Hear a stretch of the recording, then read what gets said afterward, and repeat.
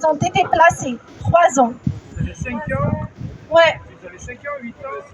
Ils avaient 5 ans, 7 ans et 9 ans quand ils les ont placés. Donc voilà, mes enfants déjà ont découvert et ce système à l'envers, vraiment. Donc sincèrement, moi je n'ai pas de solution. Moi je ne peux même pas conseiller des parents à déposer plainte. Parce que personnellement, si je savais, je te jure que mes enfants, si je savais que le système est ainsi, qu'il protège les pédocriminels, que l'ASE est là pour manipuler les enfants, pour détourner l'argent des fonds publics, jamais je mettrais mes pieds dans un commissariat. J'aurais pu protéger mes enfants en faisant du chantage aux pédocriminels. Avec toutes les preuves que j'ai, j'aurais pu réussir à protéger mes enfants toute seule. Comme j'ai fait appel à la police et à la justice, voilà, ça fait 3 ans que je suis privée de mes enfants. Et là, comme j'ai fait le pas en avant, je ne peux pas reculer. Il faut que ça s'arrête. Cette justice inversée, il faut qu'ils arrêtent de protéger les pédocriminels. Qu'on va les obliger à arrêter les pédocriminels, on va les obliger à protéger les enfants. C'est pas eux qui vont protéger nos enfants, c'est à nous de protéger nos enfants. On va les obliger de nous rendre nos enfants. Merci. Bonjour, moi je m'appelle Stéphanie, donc je suis la maman de Darius. Ça fait 2 ans et demi bientôt que je ne l'ai pas vu. Voilà, il m'a été retiré parce qu'il a été agressé par des voisins contre qui j'ai voulu porter plainte. Et la gendarmerie a fourmenté un internement sur ma personne au lieu de prendre la plainte. Voilà, alors ce que je suis contente, c'est que dans le Parisien, pour faire bonne figure, il y a Laurent Nounès qui dit vouloir aider une maman qui se fait harceler par la gendarmerie. On va peut-être rappeler à Laurent Nounès qu'on est toutes et tous, parce qu'il y a des papas aussi, harcelés par la gendarmerie et la police dès qu'on veut avoir justice pour nos enfants et pour nous-mêmes. C'est le préfet de Paris. Hein. Donc, Darius, oui, il a 9 ans. Voilà. Donc, et mon fils a été enlevé, il avait 7 ans. Vous voyez, c'est des bébés. Ah oui. Et il demandait à retourner chez maman tout de suite. Il a même dit lors d'une audition, maman va s'occuper des voleurs. C'est-à-dire, il sait être avec des voleurs. Parce qu'ils viennent chez nous, ils nous éclatent la porte, ils prennent le petit. Et moi, ils ne veulent pas le rendre. Et en plus, on me dit que si jamais ils le rendent, il faudra du temps. Parce que de retourner chez maman comme ça aussi rapidement, ça pourrait voilà, ça serait choquant pour mon fils de retourner chez moi. Voilà, alors qu'ils sont venus exploser la porte et me prendre mon fils. Moi, je pense que mon fils, il peut supporter le retour tranquille. Hein. Voilà. Donc, moi, j'étais pas là pendant quelques mois parce que j'étais en détention. J'ai été en prison pendant 5 mois et demi. Suite aux plaintes des voisins qui ont agressé mon fils, du maire, de différentes manifestations qu'on a fait. Ils ont fait un espèce de petit bloubi-boulga pour essayer de faire flipper les mamans et moi-même d'ailleurs. Donc 5 mois et demi d'emprisonnement. Je sors de là, je me rends compte quand même que ça parle quand même beaucoup sur les réseaux. Avec le drame de cette petite fille, il y a eu aussi une grosse manifestation place Vendôme. Il y a des associations, des parents, des gens qui ne sont pas parents d'ailleurs non plus, qui ont leurs enfants déjà assez grands, mais qui sont venus soutenir, qui sont venus sur cette place. Et on a besoin comme ça que les gens s'arrêtent, entendent. Donc, oui, merci. Donc, c'est donc de plus en plus au vu, au su, que l'ASE, on a quand même un système payé par nos impôts qui trafique nos enfants. Alors moi, je me faisais la réflexion, je me disais que peut-être au temps de nos grands-parents, il y avait il y avait pas l'avortement, il y avait pas la pilule. Donc il y avait peut-être plus facilement des enfants à récupérer. Maintenant, les femmes, elles ont la pilule, elles ont l'avortement. Donc comment ils font pour récupérer des mouflets? Je pense qu'il y a un gros stock qui viennent chercher comme ça chez vous, selon. Voilà. Ils ont envie. Il y a une croissance de la demande aussi. Voilà. Alors, il serait temps que certains pédocriminels soient vraiment mais vraiment punis, et pas dans une prison de pédocriminels, mais dans une vraie prison. Il serait temps que des juges, pas comme le juge Bailly, mais enfin que ces juges-là, Olivier Bailly, voilà, prennent vraiment. Il y a un juge qui a jugé un autre juge qui a foutu sa gamine sur Internet. 12 ans, voilà, vous lui faites ce que vous voulez, c'est aux enchères, voilà. Et la maman, Ouais. Et la maman s'appelle Sophie Véjux, elle est aussi juge, comme par hasard, aux enfants. L'épouse de Olivier Bailly, et elle est restée mariée avec lui, et ils ont toujours leur gamine. Alors, Stéphanie est accusée d'être une maman mauvaise, Inda aussi, ils ont plus leurs enfants, et là, un couple de juges, eux, ils ont toujours la gamine de 12 ans. C'est pas beau, ça, hein? Si les coiffeurs jugeaient les coiffeurs coupables, jamais aucun coiffeur ne serait condamné. Hein, c'est incroyable que les juges se jugent entre eux. Tout à l'heure, j'ai parlé de l'envoyé spécial de l'ONU auprès de la France, qui avait dit qu'en France, les juges avaient trop de pouvoir. En 2003, il a fait ça. Oui, 2003, ça fait loin, là. Monsieur Petit, envoyé. 2003, il a été rencontré par Jacques Thomé. En 2010, il était envoyé de l'ONU en France. Il avait dit en France, les juges ont trop de pouvoir. Ou en tout cas, pour le pouvoir qu'ils ont, ils n'ont pas assez de contre-pouvoir. Comme il avait cité d'ailleurs en France, il avait dit qu'il y avait l'IGPN qui enquêtait sur la police, qui avait assez de moyens selon ce qu'il disait. Par contre, il disait qu'en France, les juges étaient trop en roue libre. Oui. Monsieur Petit. Non, mais en roue libre, au point que moi j'aimerais la juge qui a jugé le juge Bailly, qui lui a donné que 12 mois de sursis. 3 mois. 3 mois? Ah! Il a fait appel, il a eu que 3 mois de sursis. Bon, voilà, alors il y a un juge qui fout sa gamine aux enchères, un juge, comment on dit, échangiste avec sa femme, juge pour enfants, hein, bien sûr, donc qui ont vraiment tous les mœurs requis pour pouvoir s'occuper de juger quel enfant ou quel, voilà, va aller. Oui, à Dijon.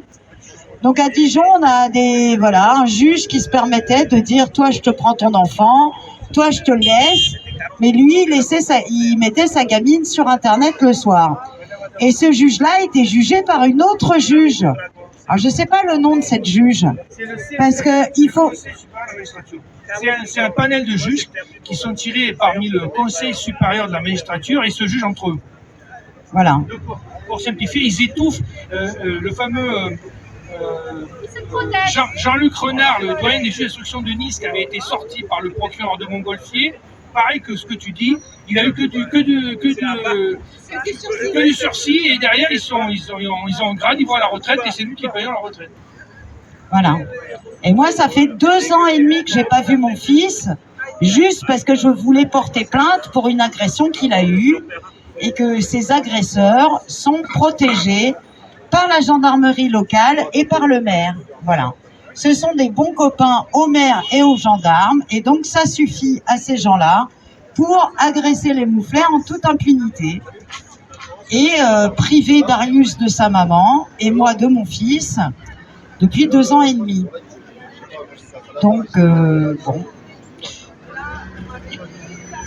C'est vrai que ces juges n'ont aucun statut légal. C'est vrai que la justice est corrompue à fond, mais il ne faut pas hésiter de déposer plainte contre tous les criminels qui ont commis des crimes sur vos enfants, qui vous ont enlevé vos enfants. Il ne faut pas hésiter aussi de faire appel à tous les jugements et ordonnances rendus concernant le placement de vos enfants. Même des ordonnances rendues pour prolonger le placement pour 1 mois, 2 mois, il faut faire appel. Il faut faire appel. Après, vous pouvez aussi saisir la Cour de cassation en faisant un pourvoi en cassation juste pour la forme parce qu'ils sont tous pareils. Et là, on essaye d'obliger la Cour européenne, la Cour européenne des droits de l'homme pour la restitution immédiate de nos enfants. Donc nous, on sort toutes les violations des droits fondamentaux des enfants et des familles. Le président de la Cour européenne des droits de l'homme est au courant de notre mouvement et de nos actions. Il est au courant de nos alertes publiques. On l'a alerté personnellement pour qu'il assume sa responsabilité et pour qu'il étudie nos requêtes individuelles. Nous avons aussi déposé une plainte à la Cour pénale internationale envoyée le 8 avril 2026. J'invite tous les parents à envoyer leur dossier à la CPI en ajoutant leur plainte à notre plainte collective. Il faut savoir, si vous envoyez votre plainte individuelle à la Cour pénale internationale, elle va être rejetée. Mais par contre, ils n'ont pas le droit de rejeter les plaintes collectives pour crimes contre l'humanité. Nous avons bien montré qu'il s'agit de crimes contre l'humanité. Donc, ajoutez vos plaintes à notre plainte collective. Vous pouvez dire juste au début de votre plainte, on ajoute notre plainte à la plainte collective du collectif international pour l'abolition de la pédocriminalité, envoyée le 8 avril 2026. Je précise que notre intérêt, c'est d'arrêter ces crimes sur les enfants. Nous n'avons aucun autre intérêt. On fait partie d'aucun parti politique et on ne fait pas de politique. On veut juste sauver nos enfants et tous les enfants. On veut que ces crimes sur les enfants s'arrêtent. Bien sûr qu'on ne veut pas d'éducation sexuelle à l'école parce que c'est de la pédocriminalité. L'éducation sexuelle à l'école, c'est de la pédocriminalité. Le co-auteur de cette éducation sexuelle, c'est Jack Long. Jack Long est le co-auteur du programme EVRAS dans les écoles. C'est lui qui veut pervertir vos enfants. Donc, disons tous non à cette perversion des enfants, non à cette éducation sexuelle. Ça suffit.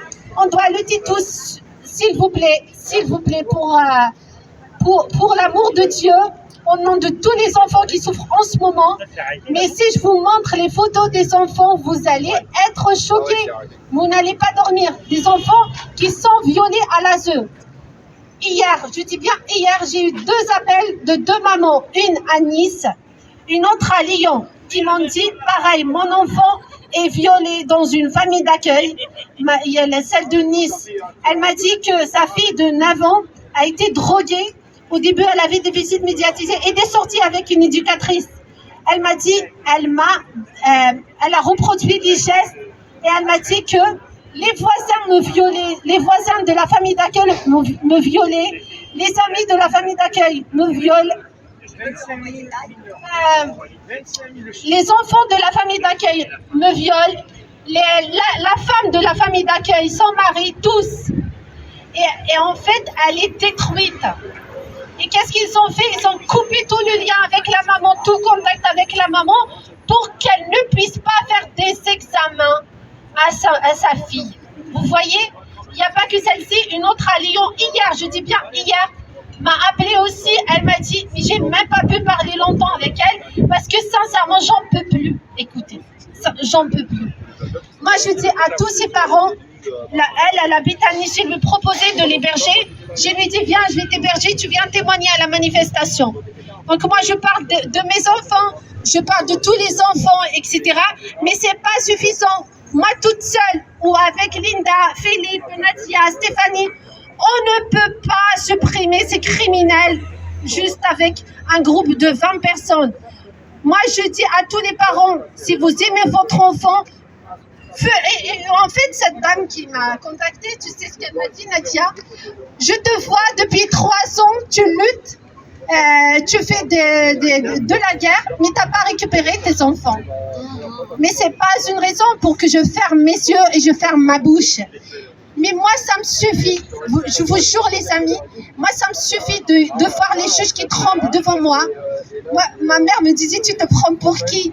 Moi, quand je vois les juges qui tremblent devant moi et des policiers qui me disent, madame, les juges ne veulent pas vous voir parce qu'ils ne veulent pas entendre vos propos, moi, ça me fait un énorme plaisir. Ça veut dire que tout ce que j'ai fait depuis le début jusqu'à maintenant n'est pas pour rien.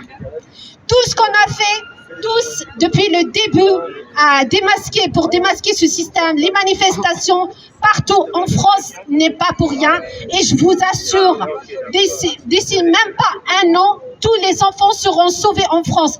Mais si vous voulez que ça fasse trop vite, ça aille trop vite, si vous voulez que vous arrivez à sauver vos enfants rapidement, rejoignez-nous Si vous ne voulez pas vous déplacer à Paris, commencez à manifester à 2-3 personnes devant les structures du département et de l'ASE. Je vous assure qu'ils tremblent. Devant les départements, ça les fait trembler. Le Grand Orient de France et la grande loge féminine.